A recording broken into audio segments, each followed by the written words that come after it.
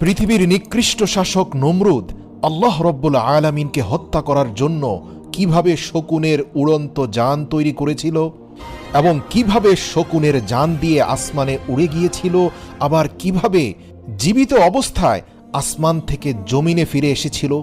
কেন আল্লাহ তাআলা নমরুদকে আকাশের উপরে ধ্বংস করে দেননি এবং কি জন্য নমরুদকে একের পর এক সুযোগ দেয়া হয়েছিল। প্রিয় দর্শক, শুরুতেই বলে রাখি, নমরুদ এবং ফেরাউনের মধ্যে একটি গুরুত্বপূর্ণ পার্থক্য ছিল। ফেরাউন জানত আল্লাহই হচ্ছেন পৃথিবীর সৃষ্টিকর্তা, পালনকর্তা, কিন্তু জেনে শুনে সে এটা গোপন করত। কিন্তু নমরুদ ছিল মাথা মোটা। নমরুদ এবং ফেরাউন দুজনেই নিজেকে খোদা দাবি করেছিল, কিন্তু নমরুদ কখনো জানত না যে তার উপরে আরেকজন সৃষ্টিকর্তা রয়েছে।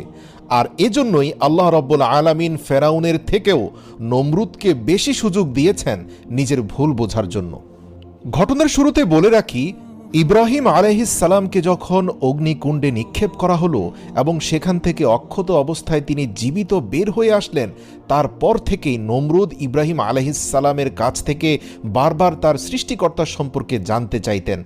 নমরুদ প্রকাশ্যে বলেছিল, আমি তোমার স্রষ্টার সাথে যুদ্ধ করে তোমাকে বুঝিয়ে দেব যে আমি সবচেয়ে বড়। জবাবে ইব্রাহিম আলাইহিস সালাম বারবার এক এবং অদ্বিতীয় খোদার দাওয়াত নমরুদকে দিতেন। নমরুদ বলতো, আমি অন্য খোদার বশ্যতা স্বীকার করতে পারি না, তবে আমি শীঘ্রই তোমার খোদার প্রাণ শেষ করে তার রাজ্য কেড়ে নেব। নাউযুবিল্লাহ। হযরত ইব্রাহিম আলাইহিস সালাম বললেন, হে কাফের নমরুদ, তুমি আমার আল্লাহর নিকট যাবে কেমন করে? নমরুদ জবাব দিল, সেজন্য তোমার চিন্তা করতে হবে না। এরপর পাপিষ্ট নমরুদ পাপাত্মা ইবলিশের পরামর্শ অনুযায়ী 4টি শকুন পাখি লালন পালন করে এগুলোকে হৃষ্টপুষ্ট করল এবং ইবলিসের সহযোগিতায় এই শকুন পাখিগুলো নমরুদের কথা মতো তার ইশারায় তার কাছে এসে উপস্থিত হতো।